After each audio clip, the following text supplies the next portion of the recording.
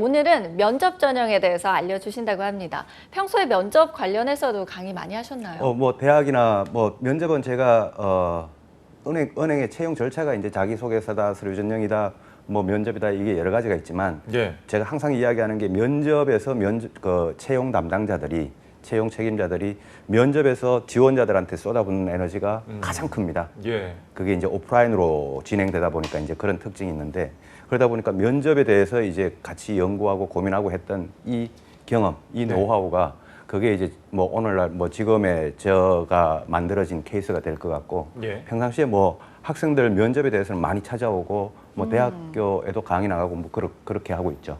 네, 실제 이제 면접관 출신이시니까 더욱더 오늘 시간이 기대가 되는데요. 오늘 면접 중에서도 특히 어떤 부분을 짚어주실 건가요? 우리 취준생들 사이에서요. 그 면접이라 그러면 제일 어려운 면접이 뭐라고 생각하냐라고 하면 예. 뭐 여러 가지 면접의 유형이 있지 않습니까? 뭐 토론도 있고 세일즈도 있고 인성 면접도 있고 역량 면접도 있고 PT 면접도 맞죠. 있고 예. 뭐 협상 면접도 있고 되게 많습니다.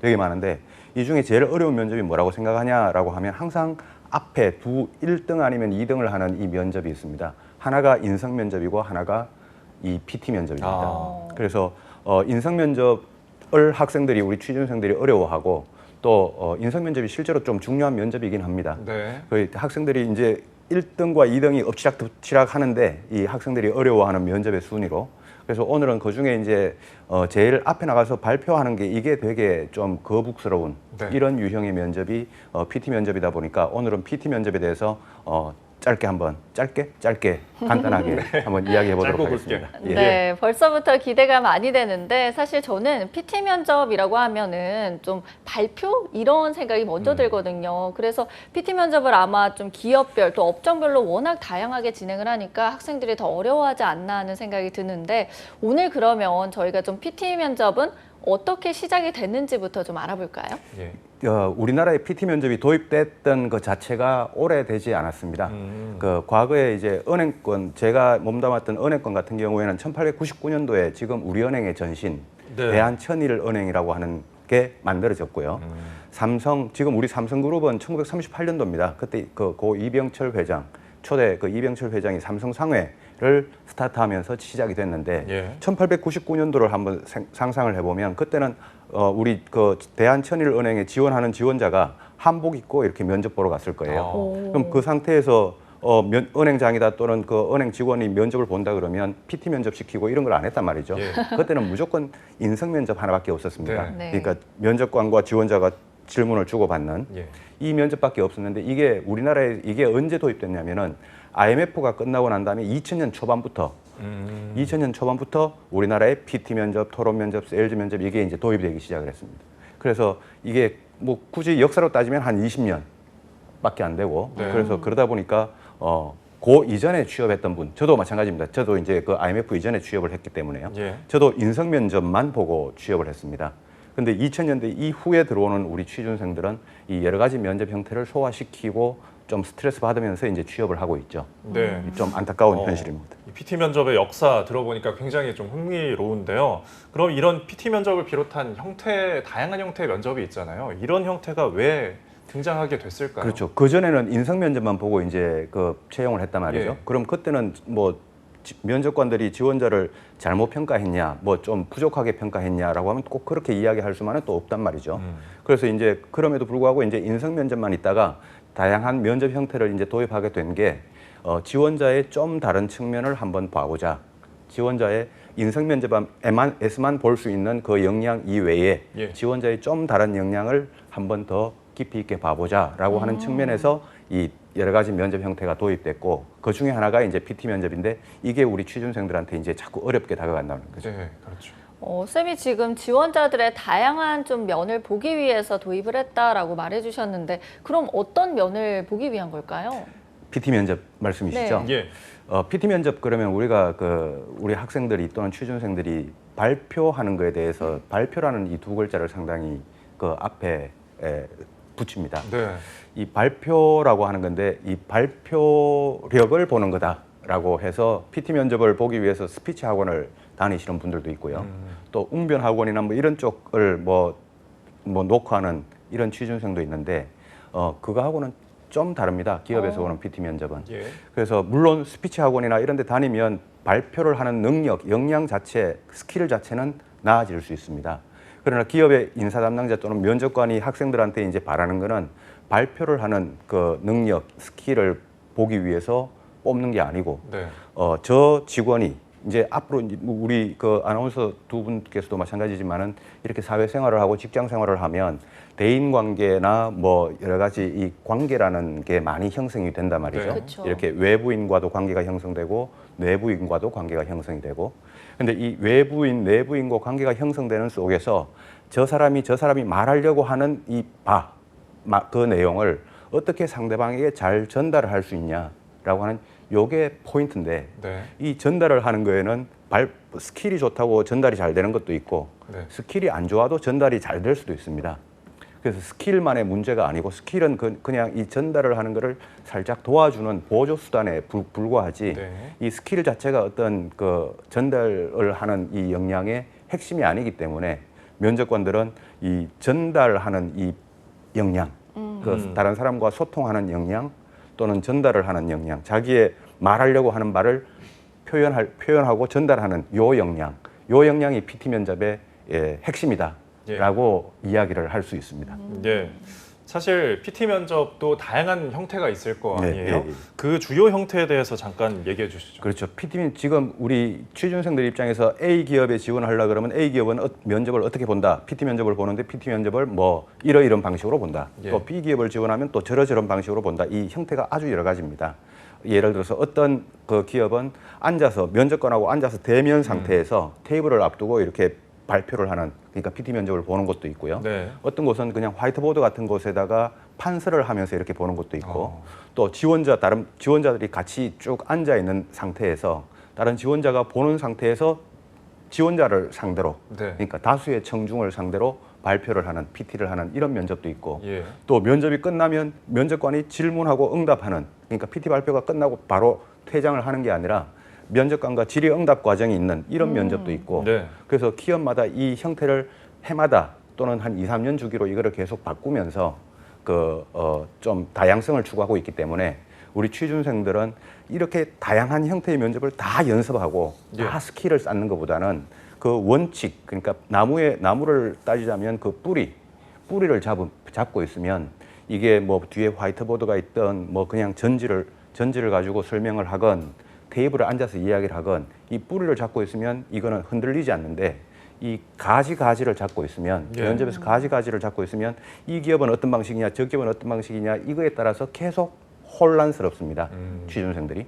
그래서 그런 면에서 이 뿌리를 잡는 이 핵심을 오늘 제가 이제 앞으로도 계속 이야기를 해드릴 겁니다. 네, 근데 쌤이 이렇게 PT는 전달을 하는 거다라고 말을 해주셨는데 저는 사실 정섭 아나운서 이게 제일 어려운 것 같아요. 평소에 전달 잘 하시는 편인가요? 저는 전달 잘하는 편이죠. 아, 그래요? 네. 근데 전달만 잘해서 약간 문제인 것 같아요. 네, 지금 사실 뱅쌤이 거기에 굉장히 크게 웃으셨는데 왜 웃으셨을까요? 두 분은 우리 4천만 국민들을 상대로 전달을 하고 계시지 않습니까? 최고의 전달력이죠. 네, 근데 이게 그렇죠. 제가 되게 시험장이라고 생각을 하니까 뭔가 나는 말을 하고 있는데 상대방 입장에서는 전달이 잘 안 된다고 느낄 수도 있어서 좀 어려울 것 같아요. 그래서 저희가 오늘 하나씩 안아보려고 하는데 네. 먼저 어떤 주제들이 좀 출제되는지 짚어주실까요? 제가 주제와 관련해서는 크게 한 3가지 부분으로 나눌 수 있습니다. 첫 번째는 좀 지식과 논리를 좀 베이스로 하는, 그러니까 그 필요로 하는 그런 주제가 나올 수 있고요. 그다음 두 번째는 시사적인 내용이 좀 나오는 겁니다.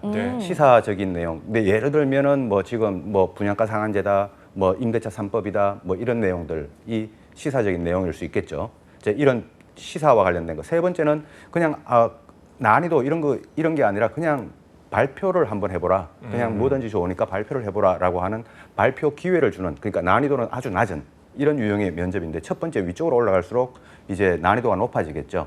네. 이제 지식과 논리를 필요로 하는 면접. 근데 세 번째 갈수록 난이도가 낮다고 이렇게 생각을 합니다. 근데 이제 PT 면접의 정석에서는 저 어떤 3가지 유형 중에 어떤 면접이든지 난이도는 동일하다고 생각을 합니다. 난이도는 동일하고 우리 취준생들은 이 지식과 논리 이쪽에 대한 PT 주제가 나오면 저 기업은 PT 면접이 어렵다 이렇게 이야기를 합니다. 그건 어려운 게 아니고요. 그건 누구에게나 동일한 거고 이 세 가지 유형의 PT 면접의 유형이 있는데 주제가 나오는 유형이 있는데 일반 우리 대기업 그다음에 일반 기업들은 주로 첫 번째나 두 번째를 위주로 이렇게 많이 질문을 합니다. 네. 근데 우리 금융권, 은행권 같은 경우에는 두 번째나 세 번째를 위주로 이렇게 주제를 많이 줍니다. 근데 그러면 금융권이 일반 기업보다 난이도가 낮은 거냐? 예. 절대로 그렇지가 않고 제가 아까 뭐라 그랬냐면 난이도는 동일하다라고 예. 했습니다. 예. 난이도는 동일하고 저 지식을 보려고 하는 면접이 아니기 때문에 지식을 보려고 하는 면접이라면 첫 번째 게 그러니까 지식 쪽 주제가 맞아요. 난이도가 높습니다. 예. 근데 지식을 보려고 이 PT 면접을 시키는 게 아니기 때문에 난이도는 동일하다라고 네. 하는 게 그게 정석적인 이야기입니다. 예. 저 같은 경우에는 PT 면접 경험이 있는데 오. 첫 번째 이제 주제였거든요. 그때 이제 한 IT 기업의 이제 홍보직을 봤는데 논리를 좀 요하던 것 같아요. 기업의 가치를 사내 구성원들에게 어떻게 퍼뜨릴 수 있느냐 전략에 대해서 이제 네. 질문을 막 받았는데 대답을 사실 잘 못했어요. 네. 제가 논리가 약하다 보니까 그때 당시에는 그랬는데 만약에 이제 명접장에 이렇게 딱 갔어요. 저 같은 경우는 사전에 받았지만 가서 주제를 받는 경우가 있잖아요. 그렇습니다. 근데 전혀 모르는 주제가 나왔어요. 예. 그럴 때는 어떻게 해야 될까요? 전혀 모르는 주제가 나왔다. 이제 첫 번째나 두 번째 유형에서 이제 주로 그런 게 나오죠. 예. 첫 번째 그러니까 지식적 베이스가 좀 필요로 한 예. 이런 주제. 그런 주제에서 이제 전혀 모르는 주제가 나오는데 다시 한번 생각을 해보면요. 다시 한번 생각해 보면 진짜 그게 하나도 그러니까 제로 상태만큼 모르는 거냐 아니면 10 정도까지 전체를 100이라고 했을 때 10 정도는 알겠는데 90을 모르는 거냐라고 예. 하는 거를 다시 한번 생각을 해보면 완전히 제로는 아니었을 거라고 유추가 됩니다. 일단은 네. 그냥 뭐든지 이제 이야기를 하려고 그러면 조금은 할 수 있다는 거죠. 그 주제에 대해서. 예. 근데 이제 좀 내 나름대로 준비한 사람 나름대로 완벽하지 못해서 그게 이제 문제인 거지.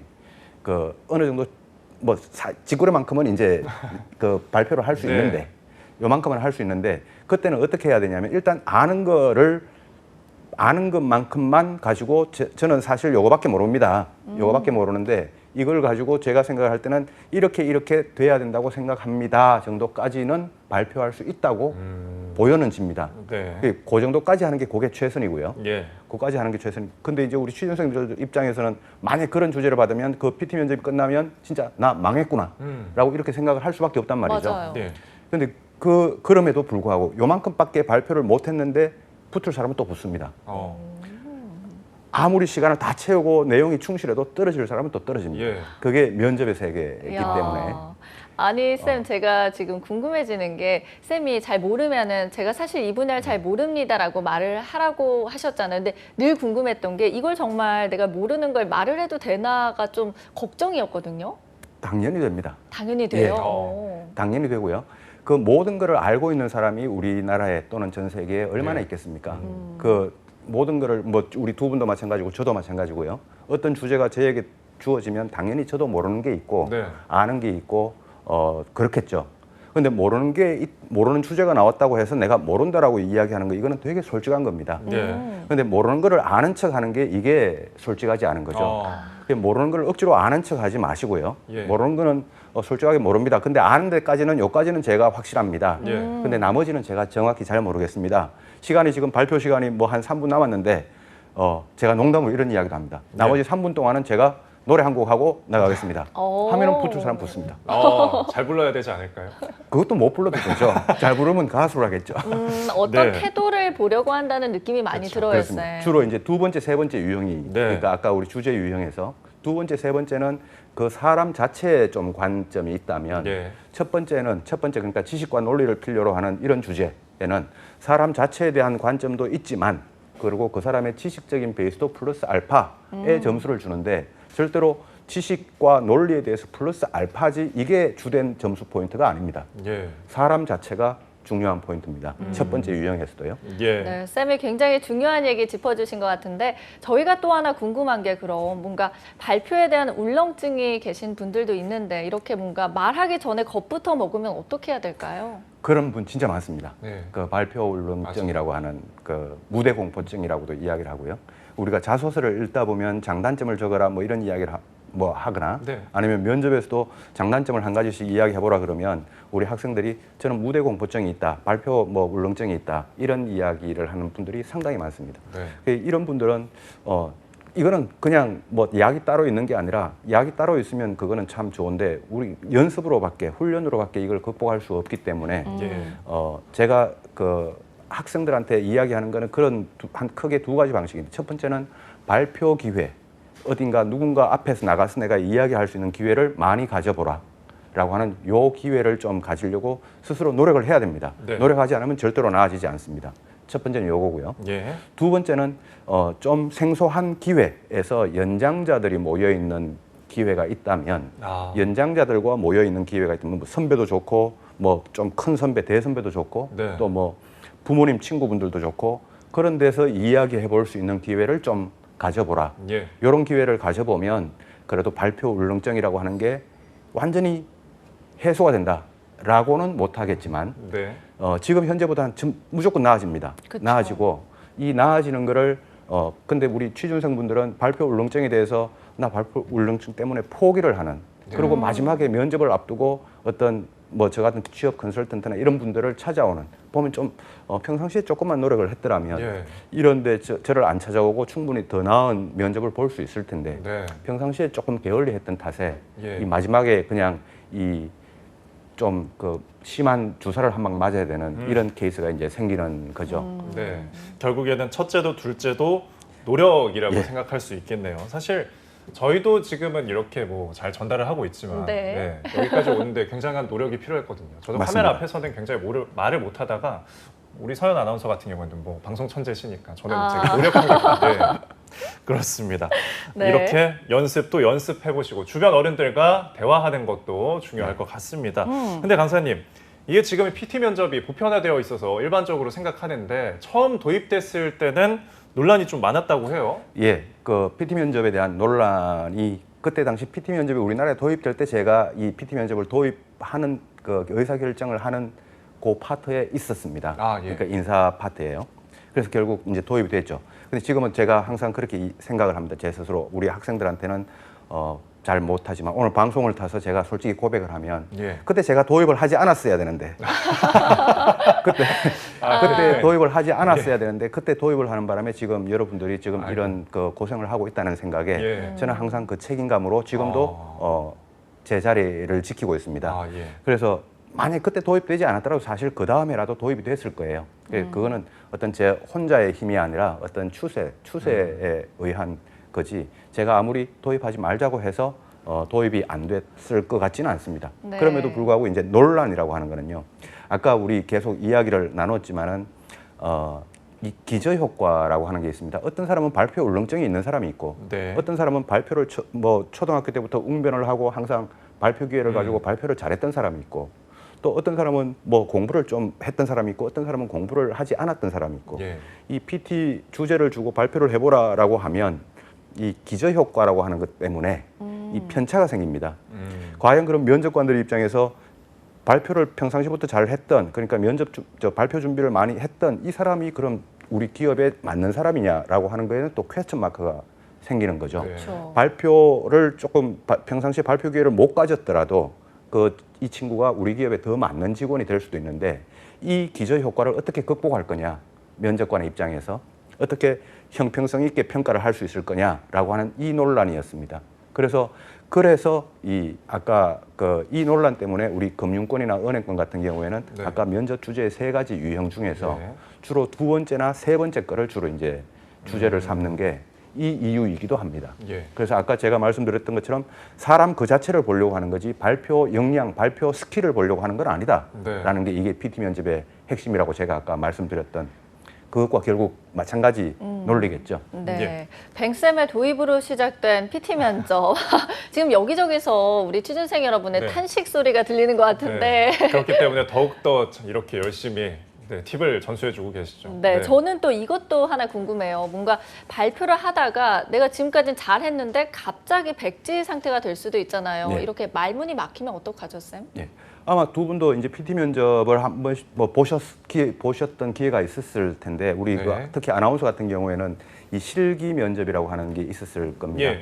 그 아나운서 같은 경우에는 아마 그런 게 없었을 텐데 지금도 저희가 뭐 사실 앞에 이 스크립트를 가지고 있지 않습니까? 네. 이 스크립트를 가지고 있는데 스크립트를 안 보고 이야기를 할 수 있는 역량을 가진 사람이 있고 네. 이 스크립트를 봐야만 이야기를 할 수 있는 역량이 있는 사람이 있는데 갑자기 내가 이야기하다가 까먹었다 또는 막혔다라고 하면 그 PT 면접에서는 항상 이 준비된 스크립트를 놓고 PT 면접을 보게 됩니다. 아.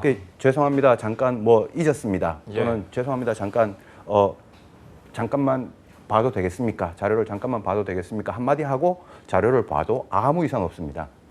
그렇게 이 메모지 또는 이 스크립트를 잠깐 보고 여러분들이 네. 이야기를 해도 되는데 예. 그때 막히고 난 다음에 이거를 나 스스로 이제 해결하려고 하다 보면 이 인터벌이 길어집니다. 맞아요. 이게 인터벌이 길어지면 그때 이제 흐름의 타이밍이 끊겨버립니다. 맞아요. 면접관과 이 전달, 아까 제가 전달력이라고 했는데 이 전달의 타이밍이 끊겨버리니까 전달의 타이밍을 유지시키기 위해서는 죄송합니다 한마디 하고 빨리 스크립트를 보고 그 발표, 전달을 계속 이어가는 게 요게 핵심이고요. 예. 문제는 요겁니다. 문제는 이제 이 스크립트를 계속 자주 보는 사람이 있고 뭐 5분 면접을 본다 그러면 한두 번 정도 보는 사람이 있는데 네. 당연히 안 보고 이야기하는 게 제일 좋겠고 네. 그래야 전달력이 높아지니까요.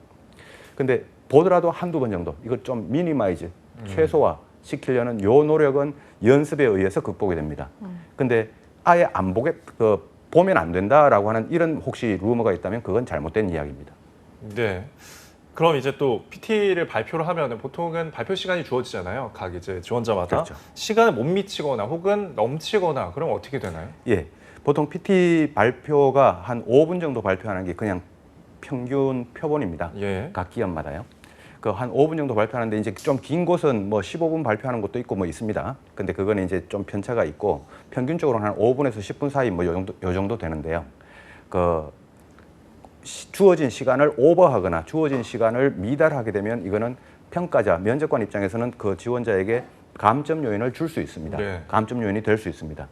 실제로 제가 뭐 몸담고 있었던 이 은행권에서도 이 PT 면접에 대해서 시간 제한을 두고 있는 곳이 예를 들어서 우리은행입니다. 우리은행 예를 들면 우리은행은 당시 4분 발표를 하게 했습니다. 4분 발표를 하게 하고 2분이 지날 때 2분이 지났습니다 하고 신호를 한번 줍니다. 그리고 나머지는 시간을 주지 않습니다. 나머지는 시간에 대한 정보를 주지 않고 그리고 발표를 3분에서 4분 사이에 마치도록 하십시오. 3분 이전에 마치면 감점, 네. 4분 넘어가도 감점입니다. 라고 처음부터 이제 안내를 해주면 처음에 이제 지원자가 2분이 지나갔을 때 그 신호를 딱 보고 나머지 시간은 내 머릿속으로 이제 체크를 해서 3분에서 4분 사이에 면접이 마치도록 시간 조절을 해야 되는 거죠. 네. 이런 면접이 일단 실제로도 있습니다. 그래서 우리 지원자들 입장에서는 만약에 4분 면접이다라고 하면요. 항상 3분에서 4분 요 사이에 마칠 수 있는 연습과 준비. 그다음에 5분 면접이다라고 하면 4분에서 5분 사이에 마칠 수 있는 연습과 준비. 이런 연습을 좀 해보시는 게 도움이 되겠죠. 네, 저희가 지금 뭐 시간 그리고 내용 또 전달력 여러 가지 부분에 대해서 알아봤는데 그렇다면 면접관들은 어떤 부분에 좀 포커스를 맞춰서 평가를 할까요? PT 면접 말씀이시죠? 네. 예. 당연히 아까 말씀드렸던 이 전달력입니다. 이 전달력이 좋다라는 건 특히 이제 제가 있었던 은행권 같은 경우에는 전달력이라고 하는 게 이게 다른 기업들보다 더 큰 역량입니다. 일반 기업들 같은 경우 일반 뭐 대기업이다 제조업이다라고 하면 예. 이렇게 다른 사람과 소통을 하거나 이 관계를 맺어가는 이 어떤 관계 역량적인 깊이가 은행권보다 좀 같거나 낮을 수 있는데 네. 은행권은 이 계속 고객과 소통을 해야 되고 고객과 이야기를 해야 되고 상담을 해야 되다 보니까 이 전달력이라고 하는 게 상당히 큰 평가 요소가 됩니다. 예. 근데 이제 짧게 한마디를 하더라도 전달력이 강한 사람이 있고요. 막 길게 여러 가지를 이야기해도 전달력이 떨어지는 사람이 맞아요. 있는데 그 은행에서는 짧게 한마디를 해도 전달력이 강한 사람 이런 사람을 한 명을 뽑으면 네. 이런 사람은 그야말로 진짜 일당백입니다. 연봉 5천만 원 주고 5억을 연봉을 그 비용을 들인 거나 마찬가지죠. 네. 그래서 이 전달력이라고 하는 이게 PT 면접에서는 가장 큰 핵심 평가 요소고 예. 다른 면접은 또 제가 다음에 또 나와서 말씀드리겠지만 PT 네. 면접을 정의를 내려보라라고 하면 PT 면접은 한마디로 이거다라고 하면 이거는 PT 면접은 100% 99%도 아닙니다. 100% 전달력입니다. 예. 전달력 계속해서 강조해주고 계셨고요. 그럼 PT 면접을 이제 도입한 뱅쌤께서 가장 최적화된 접근법, PT 면접에 대해 접근법 뭐가 있을까요? PT 면접을 우리가 이제 보다 보면 항상 면접에 대해서 제가 강조하는 게 what과 how라는 게 있습니다. 네. what은 아까 지식적인 부분, 무엇을 말할까라고 하는 부분이 있고요. 네. how는 내가 어떻게 말할까라고 하는 게 있는데 what에 대해서 우리가 what과 how의 비중을 적절하게 가지는 요 비중.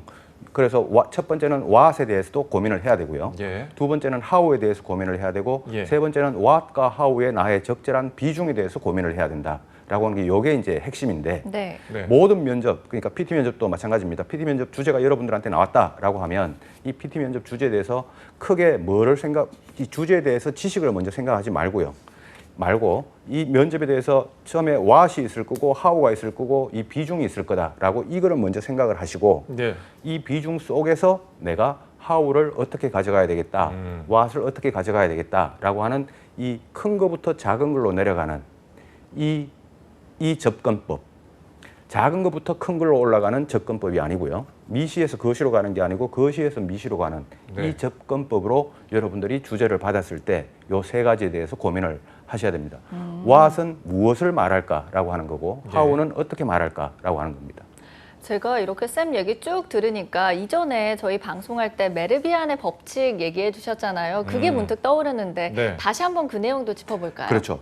제가 금방 말씀드렸던 what, how 이거하고 같은 이제 맥락인데요. 예. 이 메르비안이라고 하는 분이 1970년대에 메르비안의 법칙이라고 하는 걸 만들었습니다. 네. 그게 상대방과 어떤 전달을 하는 과정에서 우리가 전달이 되어지는 주된 전달 요소가 첫 번째가 시각적 요소로 네. 전달이 되는 게 이게 한 57%가 전달이 된다는 겁니다. 55%. 예. 55%가 시각적 요소. 저 사람이 어떻게 생겼다. 저 사람의 느낌이 어떻다. 이게 이제 그 시각적 요소죠. 그다음 두 번째가 이 청각적 요소입니다. 청각적 요소는 저 사람의 목소리가 어떻다. 말하는 내용이 아니고요. 저 사람의 목소리가 어떻다. 목소리 크기가 어떻다. 목소리 톤이 어떻다. 말의 빠르기가 어떻다. 이런 게 청각적 요소입니다. 이게 38%가 전달이 된다는 겁니다. 마지막으로 세 번째가 언어적 요소입니다. 이 언어적 요소가 말하는 텍스트, 내가 무슨 단어를 쓸 것이며 어떤 지식적인 요인으로 전달할 것이며 이게 언어적 요소인데 이게 7%를 차지한다는 겁니다. 예. 그래서 우리는 언어적 요소, 그러니까 내가 말을 하려고 하는 내용, what이라고 하는 이게 전체 100 중에서 7%밖에 차지하지 않는다라고 하는 게 이 메르비안의 법칙인데 네. 그 나머지가 비언어적인 요소, 시각적인 요소와 청각적인 요소가 93%라는 법칙이죠. 이 면접관들한테는 이게 아주 철칙이고요. 네. 그 사람을 평가하는 데 있어가지고 메르비안의 법칙이 철칙이고 여러분들이 이 메르비안의 법칙을 잘 이해를 해보면 우리가 PT 면접 준비할 때 언어적 요소를 많이 준비합니다. 지식을 많이 준비하죠. 네. 이게 아니라 진짜 93%는 나의 사람에 대해서 나가는 어떤 그 느낌과 에너지가 이게 전달이 되는 거니까 이 부분을 여러분들이 잘 준비하는 게 PT 면접을 잘 보는 가장 핵심입니다. 네. 사실 이 비언어적인 요소가 93%라고 했는데 저는 이거를 잘 활용하고 있거든요. 네, 예전에 제가 이제 전공에서 이걸 배웠기 때문에 네. 이거를 면접에서 잘 써먹었어요. 네, 우리 취준생 여러분들도 잊지 마시고 잘 활용하시면 좋을 것 같습니다. 네, 그리고 요즘은 PT 준비 시간도 중요하다고 하는데 이 시간을 잘 활용할 수 있는 팁이 또 있을까요? PT 면접 준비를 할 때는 이제 5분 발표를 하면 한 앞쪽에 5분에서 10분 정도는 준비할 수 있는 시간을 줍니다. 준비할 수 있는 시간을 주는데 요 준비할 수 있는 시간 한 5분에서 10분 사이입니다. 네. 요 사이에 여러분들이 꼭 신경 써야 될 거는 마지막 후반부, 그러니까 준비할 수 있는 시간의 마지막 후반부 만약에 10분을 준비한다 그러면 마지막 2분 정도는 꼭 이미지 트레이닝을 하는 발표를 하고 있는 나의 모습에 대한 이미지 트레이닝. 그러니까 그 앞쪽 8분은 what에 대해서 무엇을 발표할까, 콘텐츠에 대해서 고민을 하시고요. 그 후반부 2분에 대해서는 꼭 이미지 트레이닝을 하면서 발표 준비를 하고 그 다음에 앞에 나가서 이제 발표를 하면 이미지 트레이닝 했던 거를 최대한 지키면서 발표를 해보겠다. 요 시간, 그러니까 이미지 트레이닝 시간, 요 시간을 꼭 가지는 게 요게 핵심입니다. 네, 이미지 트레이닝 시간까지 꼭 가져봐라 말씀해 주셨고 그럼 뱅쌤 마지막으로 우리 취준생 여러분들께 원포인트 레슨 해주세요. 한 가지를 말씀드리면요. 이 PT 면접 발표 시간 조금 전에 말씀드렸던 거하고 이제 연관돼서 이제 발표하는 시간이 5분이 있다면 네. 발표하는 시간이 5분 있다면 발표 시간 5분 안에 여러분들이 서론, 본론, 결론 또는 뭐 개요, 현황, 문제점, 대응 방안 뭐 이런 식으로 이제 PT 면접 발표를 많이 하실 겁니다. 이거 이렇게 발표하지 마시고요.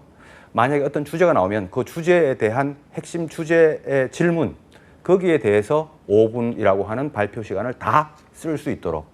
자, 예를 하나만 들면요.